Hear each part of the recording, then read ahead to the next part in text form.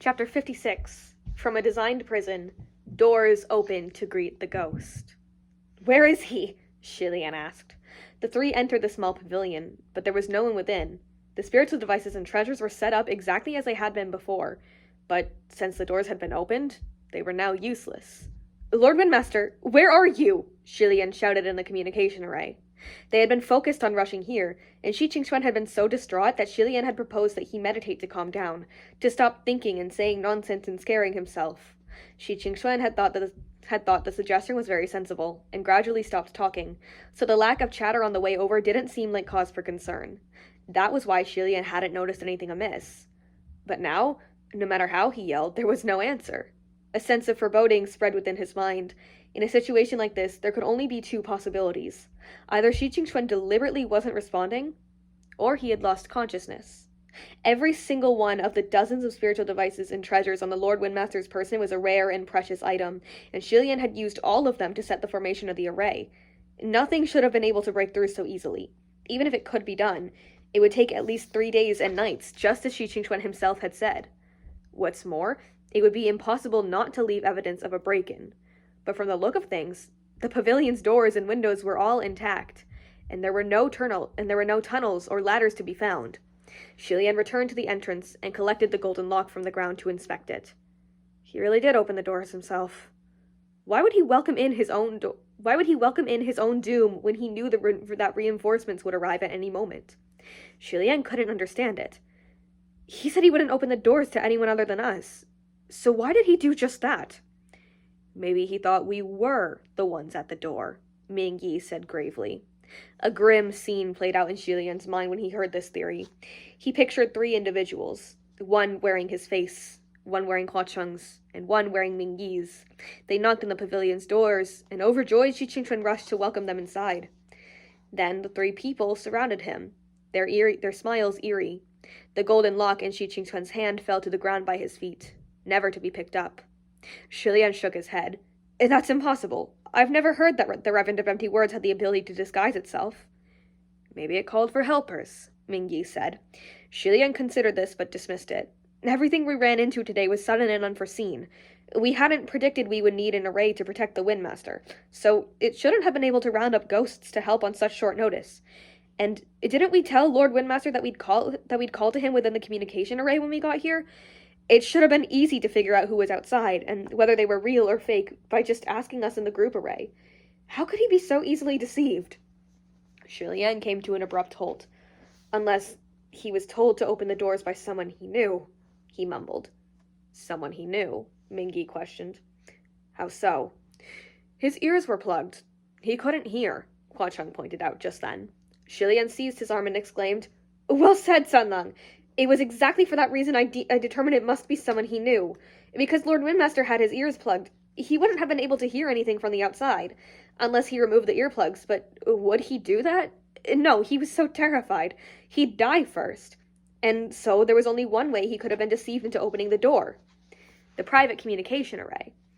Shilian started to pace, which means that while we were on our way over, someone secretly connected with Lord Windmaster and told him something that made him open up.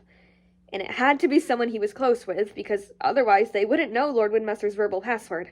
Heavenly officials' verbal passwords are strictly guarded secrets, and not to be shared freely with just anyone, and especially not with nefarious creatures like the Reverend of Empty Words. Furthermore, it must have been someone he trusted deeply, or else he wouldn't have opened the doors so carelessly.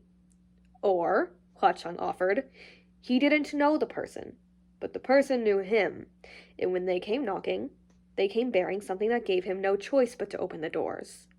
Shilian gave serious consideration to that possibility. Theoretically, we can send messages to Lord Windmaster as long as we have his verbal password. But wouldn't Lord Windmaster find it odd if a stranger's voice started speaking to him out of nowhere? He would have told us in the communication array the moment he heard. Unless this mysterious individual who sent the private communication paralyzed him with their very first message. But what kind of message could possibly do that? A threat? Ming Yi wondered. How? If you don't come out, I'll tell your brother I've returned to harass you? Shilian dismissed the thought. Not likely. The Reverend of Empty Words wasn't necessarily aware of Shi Qingxuan's worries. And furthermore, it wasn't a heavenly official. How could it even contact the Windmaster to announce its existence? Reinforcements were arriving within the hour, but Shi Qingxuan couldn't even wait that long. Whether the creature even stood a chance against the Watermaster was another matter entirely. It was worth remembering that it had never harassed Shi Wudu. Its eyes were dead set on Shi Qingxuan, specifically picking the lower-hanging fruit. It was clear that the Reverend was very wary of the Watermaster, so it wouldn't directly provoke him. Search for another hour. One last time, Mingyi said. Shilian understood what he meant and nodded. Okay, if we still can't find him after an hour, Lord Watermaster must be informed of the situation, no matter how much Lord Windmaster protests. Let's split up. We'll search over here, and Lord Earthmaster, please search over there. Mingyi turned around and left without a word. Shilian searched the area on fleet feet, and all the while he never gave up calling for Shi Qingxuan in the communication array. However, there was nothing but dead silence on the other line. How goes it? Huacheng asked. Shilian shook his head. No response whatsoever. His sense of foreboding was growing stronger. He searched every room of every pavilion and had gone through almost every building in the surrounding area, but there was no trace of Shi Qingxuan at all. Soon, the two came to the tallest pavilion around. This pavilion was obviously the star of the surrounding buildings, the centerpiece. It had been renovated multiple times and stood in impressive magnificence, with a number of poetry verses written on the walls. Shilian raised his head to look at the establishment plaque, which read, "The Terrace of Cascading Wine." Is it referring to the young lord who poured wine? He wondered out loud. That's right, Huacheng confirmed. This is indeed where the tale of the young lord who poured wine took place. Shilian looked at him. So it really is all related? Mm-hmm, Huacheng replied, then briefly gave an account. As the tale went, Shi Qingxuan was still mortal. When Shi Qingxuan was still mortal, he would often come to this place after training to lounge on the terrace and drink. He was happy, carefree, and always quite inebriated. One day, a wicked crook came along. The crook often bullied the good people of the nearby village. When Shi Qingxuan spotted him from his perch on the terrace high above, he cast a little spell and then leisurely poured down wine from his cup. The wine spilled onto the crook's head and knocked him out in an instant. After Shi Wudu appointed him a deputy general, Shi Qingxuan still loved the mortal realm, and he continued to drink at this place as he had before, and he ascended while he was doing just that. Ascending while knocking back a cup sounded a bit absurd, but it wasn't actually that silly. Sometimes chances arrive without any rhyme or reason. For example, Shilian himself was fast asleep and dreaming strange dreams when his ascension happened. Perhaps, in the future, someone's bathroom break would be interrupted by their own ascension. That would certainly be quite the sight. In any case, scholars and poets always loved visiting places that served as setting for historical legends and tales. Such spots would always inspire intellectuals to raise their brushes and express their longing for such a heavenly lifestyle. Shilian now understood that this was one of those landmarks. There were no tourists in the middle of the night, but there would surely be many the next day, and they would be met with the astonishing sight of the blown away houses and trees, and would surely cry that the Windmaster had paid a visit. Nevertheless, the renowned tale of the young lord who poured wine was slightly different from what Shilian had imagined. Just then he heard Huacheng say darkly, "Gaga, I need to go take care of something. A trifle. Please be careful, I won't be long." Take care of what? Shilian wondered. When he recalled Huacheng's angry tone in that private communication array, and now saw his unfriendly demeanor, he asked, "Are you going to seek out the Reverend of Empty Words?" Huacheng paused for a moment, then replied, "No." Since it wasn't that, then it wasn't his place to press further. Shilian nodded. "You were only here for fun anyway. Since something's come up, just go. Please take care of yourself, too." "I will," Huacheng said. After a pause, he added, "When I come back, I'll tell you something." Shilian blinked. "Tell me what?" But Huacheng had already disappeared. After an hour, there was still nothing, and Shilian called out to Mingyi in the communication array. "Lord Earthmaster, how are things on your end? I haven't found him here, so I'm coming back." "Nothing," Mingyi answered. "This won't do. I can't hold my tongue any longer," Shilian said. "Let's meet up at the center of the Terrace of Cascading Wine. I'm going to report to the Lord Watermaster right now." With that, he mentally recited the verbal password to Lingwen's private communication array. "Lingwen, are you there? Can you find Lord Watermaster? Please tell him to meet us at the Terrace of Cascading Wine at his soonest convenience. It's urgent." The clear voice of a man rang next to his ear. It sounded like Lingwen was in his male form at the moment. "Your Highness, Lord Watermaster is here with me right now. He's not someone who likes heading out and about, so he probably won't descend. What business do you have with him? I can pass on the message." Julien had almost reached the main building of the Terrace of Cascading Wine, and when he spotted something hanging from one of the balconies, it looked like a white cloth. It looked like a white cloth, ceaselessly fluttering in the night breeze. Julien was stricken. Was there something there before? When he walked closer, he finally saw what it was. Wasn't that Shi Qingquan's outer robe? Mingyi's voice came roaring over the communication array. Your Highness, come to the tallest pavilion of the Terrace of Cascading Wine. Hurry! Julien jolted. On the other end of the communication array, Ling Wen asked him, Your Highness, are you still there? Please have Lord Watermaster descend as soon as possible, Julien exclaimed. Something's happened to the Lord Windmaster.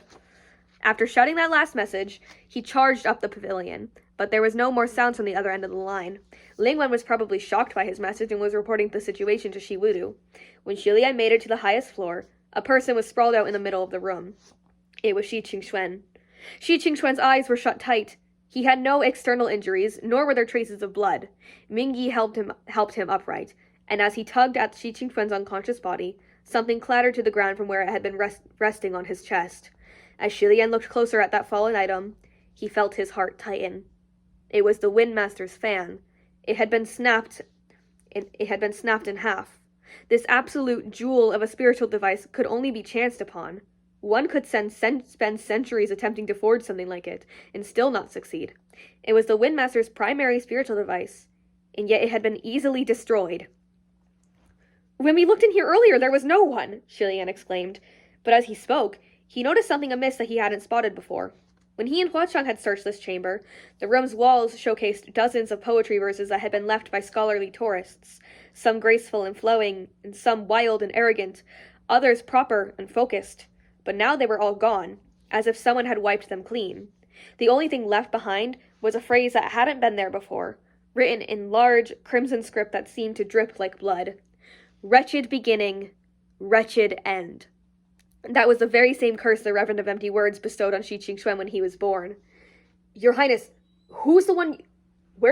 Your Highness, where's the one who was with you? Mingyi asked suddenly.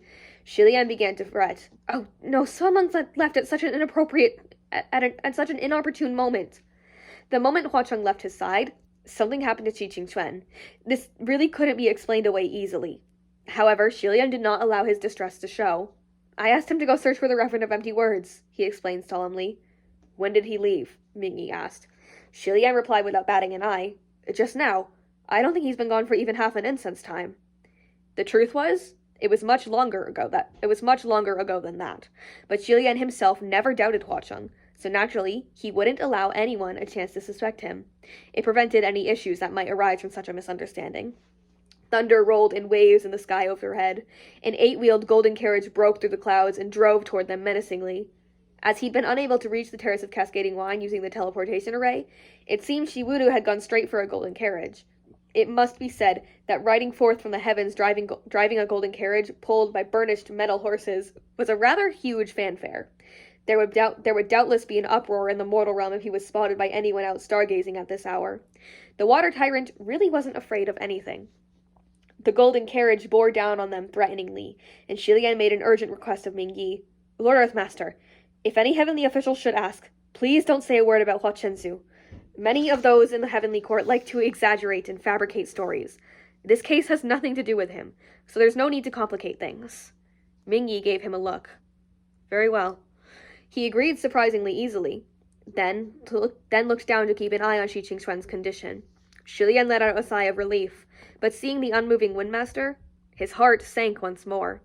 The golden carriage roared closer and closer, trailing propitious clouds behind it, and finally landed.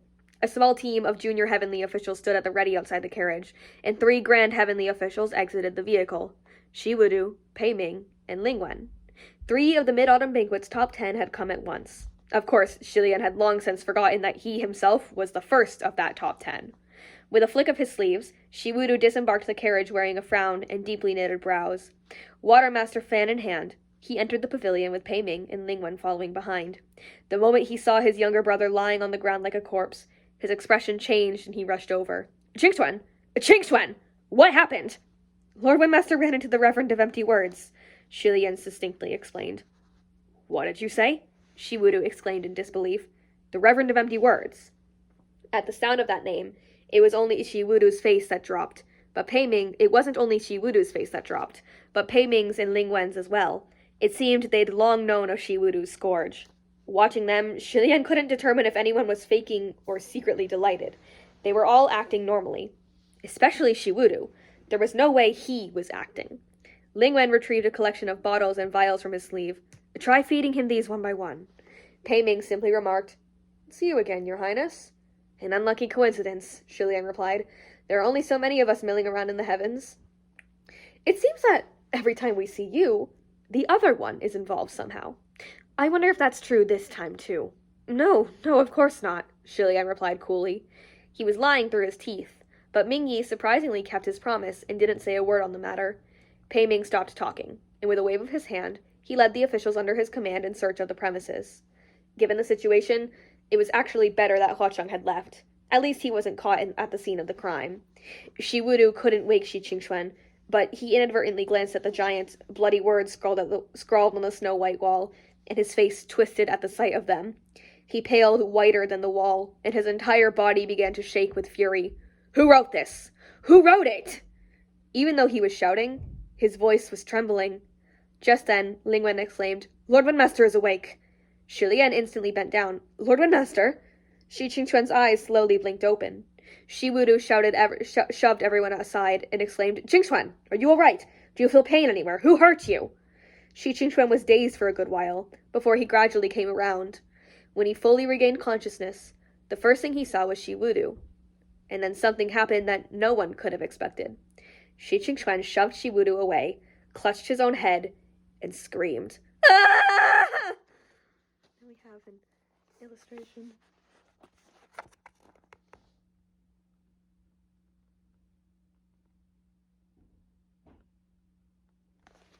And that is chapter 56.